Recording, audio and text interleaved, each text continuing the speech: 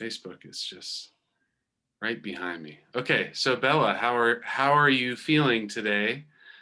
Uh, Overall, we're coming up to a full moon. What's cooking? Yeah, I've really been feeling the astrological impact this whole weekend, or probably the whole week, but really the last days. And when I tune into the full moon and these things, I usually don't feel it in a human design and jinky like term in terms of the jinkies and human design. I really see the constellation of the sky basically, and I see the oppositions or the conjunctions, and that's and I feel it more in terms of the signs and the elements and the qualities of the signs, if they're mutable or fixed. And the weekend really I was feeling the Scorpio moon on my own moon. And then I know there was a trine, or is a trine, between Mars in Cancer and then Scorpio, uh, with the moon in Scorpio, was also water sign. And what's the other one? I mean, it was, I could feel it, and I could also feel like, yeah, Neptune impact. Like we're kind of floating.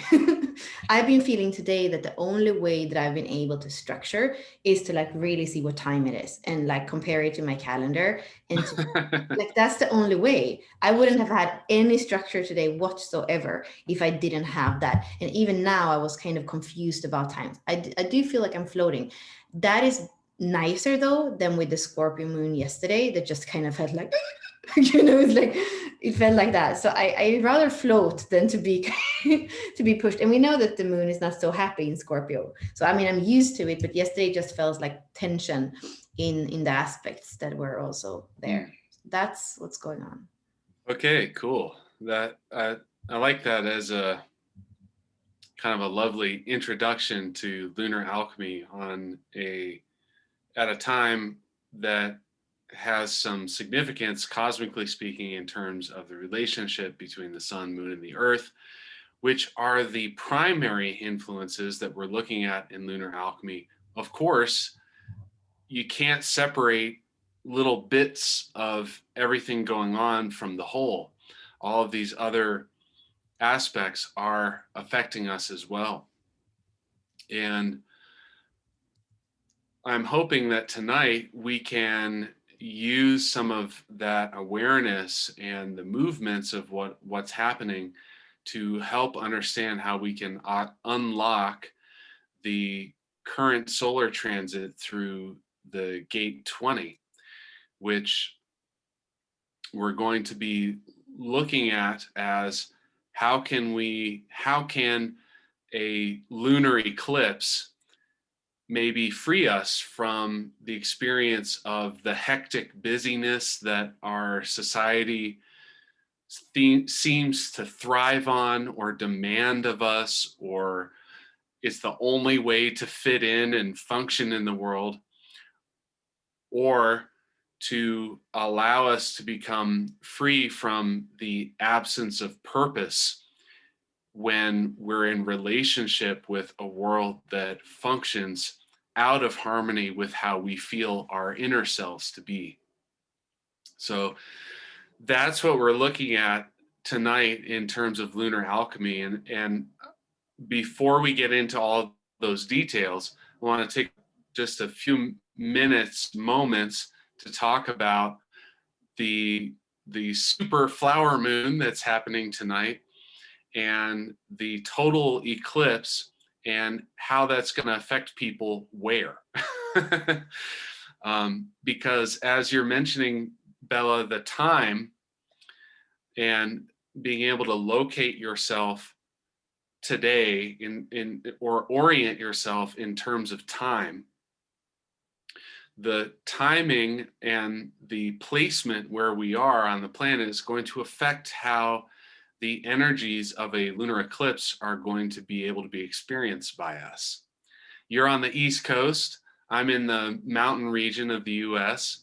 In the East Coast, you're only going to be able to see a portion of that eclipse before it sets. I think I get to see the entirety of the total eclipse from where I am. However, it will also sink before the entire shadow has passed away in it becomes full again. If you're in Hawaii, you're in the best place to view it. If you're in Europe or Asia, tonight is primarily Western Asia. Tonight is primarily a super full moon, where the moon is at its closest point to the earth. So it will appear larger in the sky, particularly when it begins to rise. So if you want to pay attention to the timing of those things, the rising of the moon, check that out where your location is so you can see that fullness. If you want to see the eclipse, definitely check on your local times for that. In the mountain region, the total eclipse begins a little after 5 in the morning, which of course, Bella, for you, that's going to be about when the moon has already disappeared. Some places you might be able to see the sun rising and the eclipse at the same time, which is pretty cool. And that happens because of the bending of the light. You can actually see the moon for a few minutes after it's actually set over the horizon because of the way that the light is bent around the curvature. Same thing with the sun before it comes up. So anyways, that's the context. And Bella, I'd love to just hear your, in terms of those qualities of hectic busyness or feeling the absence of purpose, the absence of the presence of what it is that we're seeking in our life. How are you feeling those things in relationship with some of the other influences that you're aware of? Yeah, I'm thinking back on the week because we're already in the fifth line of the 20, and we decided to name it the Tranquil in the 64 doors. And I don't really feel that energy so much. I feel like I've already been into the 16, and maybe the 16, it's really coming. And maybe that is a little bit of a distraction too, because I feel like I've had relaxation, but it's been more active relaxation. And then who is to say that the right name for the 20 is the Tranquil? Maybe it is really to be present with whatever you're doing. It doesn't matter if it's being or doing, but it's the presence in every moment that is the quality of your being or your doing. So maybe it's also about not misunderstanding that this is a throat gate. It's about manifestation in the world, and it is about right action. So to not misunderstand the 20 as just sitting there as a Zen master. And I've always said that's why I resonated with something called Enlighten Next in 2010, 2011. It was long ago.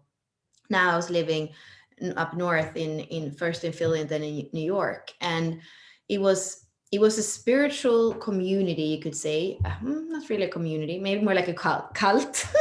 But it was using the worldview, we could say, of integral theory, which has always been, since I was like 16, it's been the worldview that I felt was mapped in the smartest way that still made sense, like a simplification of existence in a way that actually is tangible. So here we had, so that was Ken Wilber, and then the person who started this community was Andrew Cohen, and he had learned everything from we could say the old fashioned enlightenment. So it's kind of sitting on the bottom of the ocean and seeing like everything that's going on in the world is just like a little ripple on the surface of the ocean, and to be in that much contemplation, meditation, neutrality. So that's how you can look at the world. Like that is one kind of enlightenment that really has to do with that being able to sit and with the being. And he was speaking about that as one pole, and the other pole was eros, which he called becoming. So he was speaking about the world and everything in terms of being and becoming.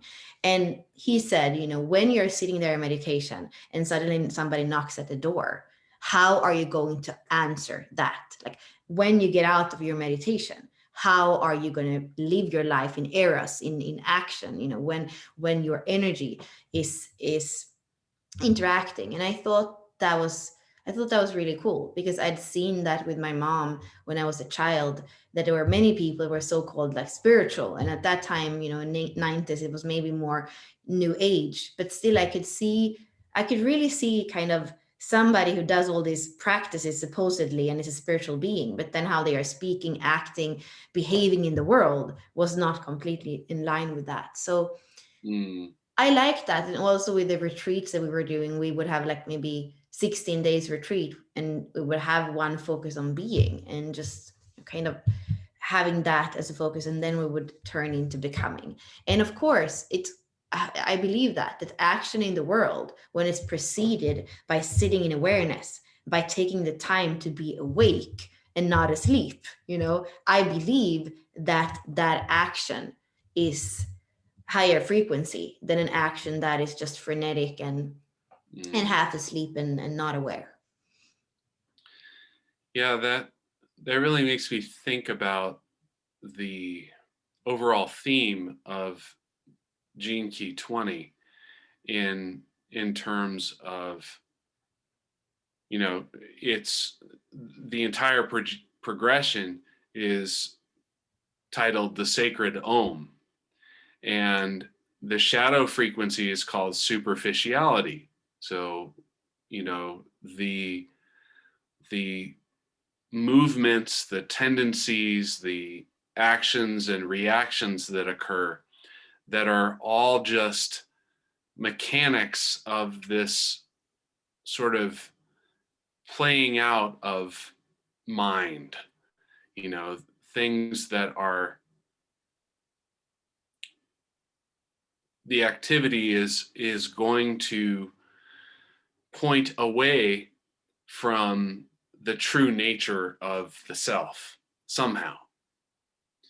And we can, in the process of seeking that true nature, even that seeking process can become activities of hectic busyness, or being absent from the knock on the door, of saying, I'm too busy to answer that door, I'm meditating, like I can't be interrupted. um, and Richard Rudd even suggests, like, hey, this one's really hard to talk about, because anything that the mind can wrap itself around is not it. um, and when I think about that, like, okay, well, what can we even focus on in terms of a transmission? And especially if we're in some process of becoming, as you're suggesting, there are these, we are in being, and we can also be in a state of becoming. And, I, for one, feel very much in resonance with this process of becoming, that the movements of the planets, the moon cycles, the sun rising and setting every day, the changes of my biological body, all of these things are serving me in a certain way toward becoming. And I can endeavor to engage my beingness along that pathway. And when you think about, like, okay, well, if the ultimate version of that is the total nature of our true self, the divine presence, the one divine presence that permeates everything, and you really can't talk about it, to me, it's like, okay, well, why don't we talk about the things that we can talk about?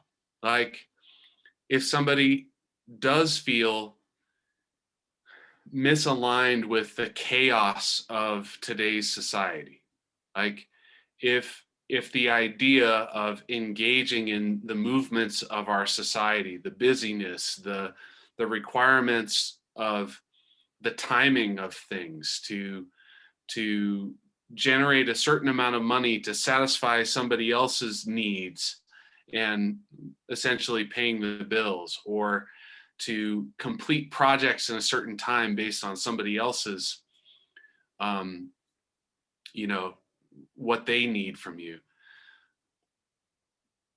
When we're looking at that, how do we move into a place of that gift frequency of self assurance, where rather than being totally outwardly focused on the movements and the requirements of everything outside of us, or the lack of presence of those that we surround ourselves with, can we have that sense of inner confidence that allows us to move through the world without being constantly crushed by that requirement to deny our connection to our humanity?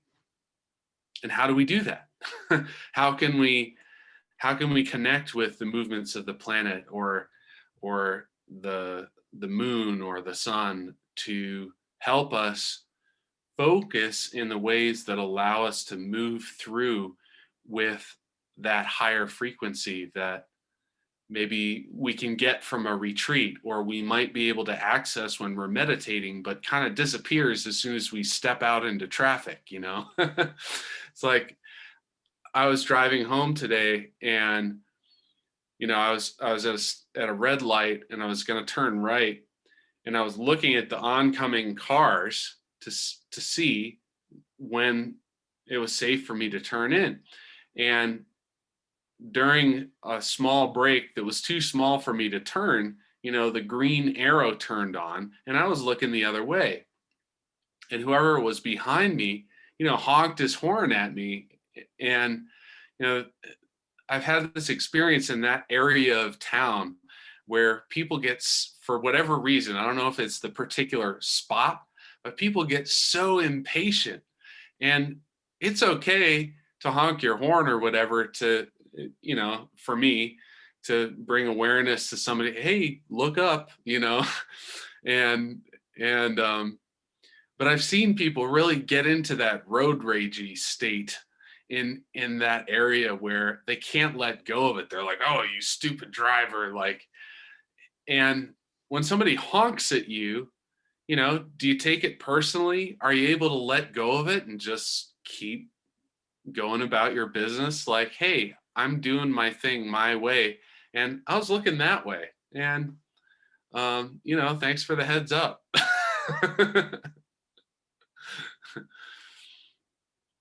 I don't know if you have thoughts about that, Bella, with all of the movements that are happening, or kind of with just connecting to that feeling of what's happening right now. What comes to mind as I listen to you and I think about the presence that we can have in every moment, what comes up is this weekend, I had a little bit of a tricky situation because I wasn't aware of what was happening as it was happening, or it wasn't a remedy. So I was around people this whole weekend, and I felt like I was in a very natural state, like we were speaking about, for like we have had that archetype before, to just be in my element and be with others, but being natural and being myself and being present and being, like I said, it was activity, but I still felt present. And then I realized when I came back on Sunday really late and I lay down, I realized that I was feeling everything that I believed that the people that was around the most were feeling, but that they weren't able to express. So I felt like I was feeling all these feelings, and I am really intuitive in that sense. I have the 13.6, which is all about listening and hearing in between the lines. So I believe that I just, both logically and intuitively, I know what's not said. I know what's behind the surface. And suddenly, even if I had been in my body, in presence, in naturalness, when I came home, I just felt this, like it was hurting my belly. It was hurting, like my solar plexus felt like, and And I don't know if Neptune had anything to do with it, but I was feeling this kind of wave or wail as I was laying down when my conscious being couldn't say anymore, like, I'm here in the now, I'm in me. What happened as soon as I started to fall asleep, it was that whole wave came up, and it felt overwhelming. And it felt like, I guess that part of it is that I realized that these people weren't in presence. They were more than anything in distraction, and they weren't completely sharing their. I mean, they were sharing their truth with me in the sense that they were sharing their distraction, and that was kind of fun. But there is a part. I guess it was a part of me that is wanting more. I don't just want you to show up with pink champagne in a way, I just don't want you to show up with something that is maybe light and fun. If I have to go home and feel like in my vessel everything that you aren't present with, or everything that you aren't able or wanting to convey. Mm, So that's what popped up for me when you were speaking. mm. Yeah. Yeah, that to me, that feels like it touches on something really underneath the surface of the gift frequency of this particular gene key, that as humanity is moving through this evolution, you can see anywhere you look, there's tons and tons of people becoming aware that they're feeling the feelings of other people and identifying with this. Oh, I have the gift of feeling other people's emotions. I'm an empath. And and while there is a gift available through that experience, feeling the vibrations that are coming through others that may be unspoken is simply, to me, a function of consciousness as it grows in awareness. Because non-physical energies, they don't they don't have these kind of, I can't go into your body or remain in this type of place. They're kind of floating around, mingling everywhere. And when we remain in a state of that shadow where, it brings up that experience, that idea of how do we connect with the truth or a truth. There's so much going on in social media today where people are expressing their personal truth as if the the events in the world can't affect their own experience of reality. It's like, well, this is what I believe and this is how it is. That's like the definition of living the shadow of superficiality, is believing that your own perception is describing the totality of the reality that is available. And when that process of feeling the emotions or the thoughts, we can look at reading the thoughts of others as a telepathic gift.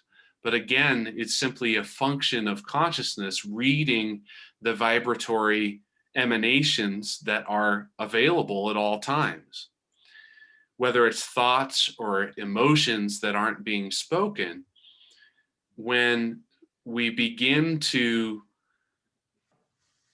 become aware of those things, it can guide us toward having the confidence to manage our own experience without having to push it down or allow it to remain in our unconscious awareness. When we push things down into our unconscious, whether we're doing that on purpose or not, for those around us who may have access to awareness at that vibratory level, they're going to feel it the way you're describing, Bella. And that's kind of like a divine function of humanity's evolution, that that wave of discomfort in your body is an opportunity for those who are not aware of the experience going on inside them to become aware of it. And for those of us who may be able to feel the feelings of others, or know the thoughts of others. I remember when I was a little kid, I would spend most of my time in elementary school finishing the sentences of my teachers when they were looking for the right words, you know? And it would just kind of like happen on its own, you know? And I never really thought very much about it. I was just like, oh, well, that's obviously the thought they're thinking. Like, that's where it's going. But when that capability begins to develop in you, it can bring you to the opportunity of having the assurance of your own feeling, your own space, and saying, I allow this into my space. I You may feel something regardless of what is going to move through you, but that assuredness gives you more say so over the experience overall. And as we engage in those processes, I mean, it just seems like, wow, this is like really pointing us towards the humanity of the future. Like, really exciting energies to play with. Yeah. I was feeling something about the 12 as well when you were speaking, because there is, I feel a few hexagrams. I'm feeling the open solar plexus you're speaking about. I think that's where you can feel other people's feeling. I'm also feeling the 12, because it's not, the 12 is not emotional. It's another throat gate. We're soon going to be in it here in June. It's like, it's a purity. It kind of being able to discriminate or discern, similarly to the 13, but differently. It feels the purity of what's conveyed, and if it's not pure, that's what it can discriminate. And I also feel the 25, which is in the G center, which knows if it knows if it's innocent, if the motive is innocent. So I feel we have in many different centers, we have those superpowers that actually help us discern, and not necessarily feeling as emotion, but it's almost like an inner knowing. And I believe that the body speaks through that inner knowing, and especially when we are not consciously there. And there's something as I'm speaking that I also had examples of and feel, which is, I mean, this came through many years ago for me. It had to do with the ninth chakra. And I mean, I don't know if you're, I always say that you are the soul architecture, guru, but I was teaching at a festival, and there was this big barn where they were doing sound baths, and there were probably at least 500 people in the barn in the gong bath, and it was going to go on all night. And I was in another building, and I was looking at the barn, and it's one of those nights in Sweden in June where the sky never gets really dark. The sky gets darker to a certain point, maybe until 2 a.m., and then it gets light again. So it's just like half an hour where it's kind of bluish, and then it becomes light again. And I could almost see like this aura over the barn. And I mean, it was all the best intention. It was a gong bath. It was a yoga, I think it was a yoga festival. But I knew it was almost like the air around the barn was trembling, and I could feel like there were all kinds of energies. And I mean, I don't want to speak about spirits and demons and all that, but there were energies that were there, and I could tune into the ninth chakra. And at this time, I didn't even know what the ninth chakra was, but it's at the end of the skull, and it's maybe this is even this gene key. I don't remember if it's this one or the next one, but the medulla oblongata is one of the gene keys that are right here in these transits. And I could just see how that's almost like a mouth. And when we are not completely present in our body, that mouth can actually attract energy. And it's a way in to the human being. It's a chakra where energy can come in. And the moment where we are probably the most vulnerable is in that moment when we're not completely awake and not completely sleeping. It's that in between state where I was feeling when I was falling asleep the other night, and I felt that wave that was like, almost like drowning in a wave. And then I came back, and then so for me, there is something about when we leave our body, when we leave it momentaneously. And I believe that we can do that in many senses. I think that most people, if we watch like scary movies, or I mean, even porn, like things that we watch that aren't completely human, I believe that it's impossible to be completely in your body fully. You might go to some place of your body, but to be in wholeness everywhere, integral, when I believe that that's difficult. And going back to the story, I could also see that when we become aware of this center, this chakra, I started to really see kind of an infinity eight of like going and of Yeah. connecting, that kind of that this part with this part, and also with the heart. And then when we are intact in our energy structure with our chakras that are communicating, like there's nothing that can come in us. There is nothing that can take over, because you are there.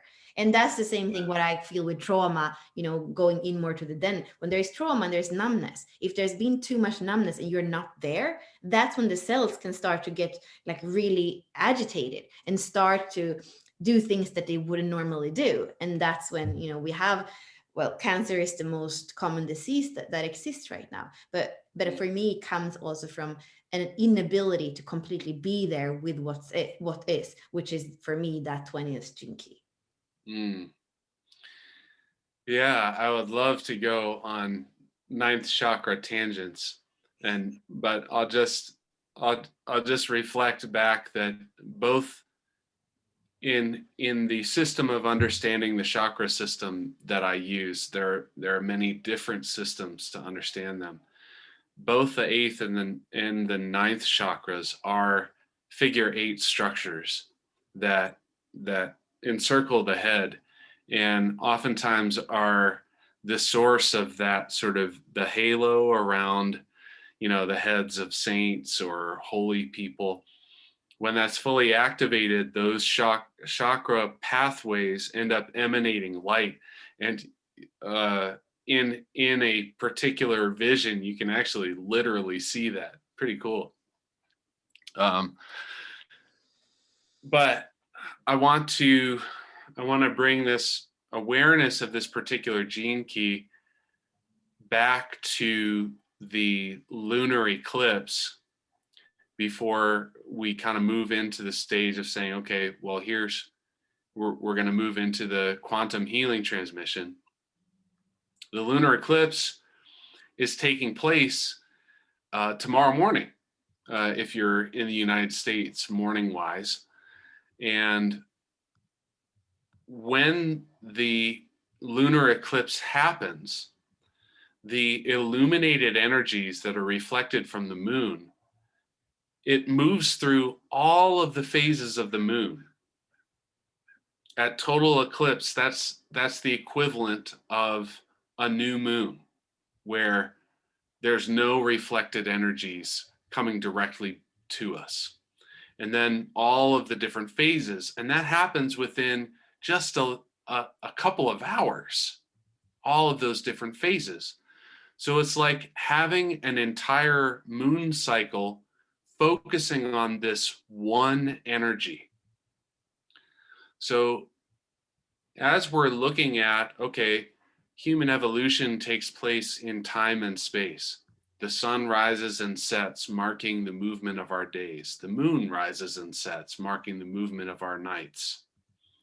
Usually. Sometimes the moon's up during the day. But the possibility for using an eclipse's energy of the moon is such that we can take all of the aspects of that entire lunar cycle, all of the variations of expression that shadow frequency can engage through our systems, and process all of it in one go. Rather than, I don't know when the next time the sun is, probably next year, what the exact dates are going to be when we get to gene key 20 again. But the moon's probably going to be in different phases, and a full moon may not fall on those evenings when the sun is shining those gene key 20 energies reflected off the moon.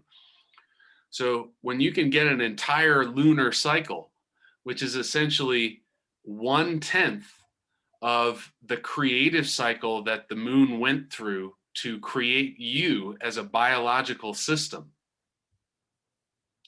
and to integrate you into that system as a spiritual possibility. It's a huge possibility for moving forward in evolution. So interestingly, you don't really have to do that much if you're in, it's not like you have to do something to take advantage of the energies that are present. But the degree that you have awareness, like Bella was just talking about, how, if you leave your body, that's when you can be accessed by energies that aren't you, or energies that don't feel resonant with who you are. This is true, if you go to a bar and there's lots of intoxicated people, there's usually lots and lots of energetic attachments going on. And because a large portion of the people aren't in their bodies anymore, and it's really easy for those energies to get access for expression in that placement. So when you have awareness in your body, you can move forward with conscious awareness and begin to open up to the higher frequency possibilities that there are. And the quantum healing transmission that we have planned for tonight is going to allow us to begin to release our attachments to the superficial movements of society, of our own tendencies that don't reflect the true inner nature of who we are at an essential level and what we're here to be and become. So Can if I you're, share just yeah, one yeah, moment before please. we turn off to show Yeah. people? So maybe I just need to have the sharing option. Oh, right.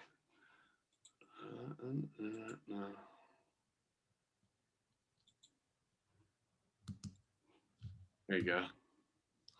Just to show the geometry of, so we are going to speak about, here we can see this is actually tomorrow when we have the lunar eclipse, but we are speaking about where the sun is in the 20 and then that's opposition to the 34. And when we look here in the body graph, it goes from the throat center to the sacral center, and that is going to, this whole transit, this has been activated. So we have had this manifesting generator, pure manifesting generator energy, and we know that that is a busyness, and it can be like sometimes you've told me, John, that if you just kind of get something to work with, you can have so much energy and you can have so much concentration and focus on that thing. So that's an energy that we've had this week, and the shadow of that has to do with that busyness that's not completely present, that's kind of forcing.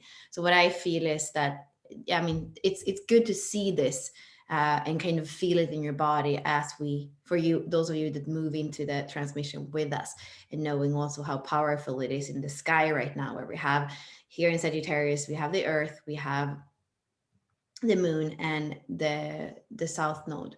And then on the other side, we have all these activations in Gemini. So to see that and feel that, I feel like it's a good image before we move forward. Yeah, beautiful. Thank you. That that image also just kind of helps describe, what's going on in the alignment. You could see there the Earth and the Moon in the exact same position, opposite of the Sun, and that shows that lining up that happens every full moon. And when we have the eclipse, it's an even greater degree of alignment to where the Earth is moving directly between the moon and the sun. So, you know, when these events occur, if if you're not in a place in the world where you can see the eclipse from, if you're in a place where it's just a regular full moon during your evening, the there is some subtle difference for your energetic experience of this particular moon, but it's it's very, very much related. You may not get the full spectrum experience of an eclipse, but the full moon being in total focus on this energy is a powerful experience as well.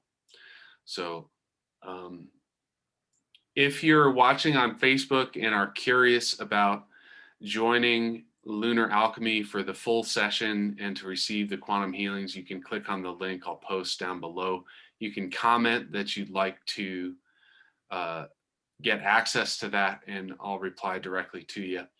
But otherwise, thank you for joining us for our super flower moon total eclipse lunar alchemy session, and we'll see you another time.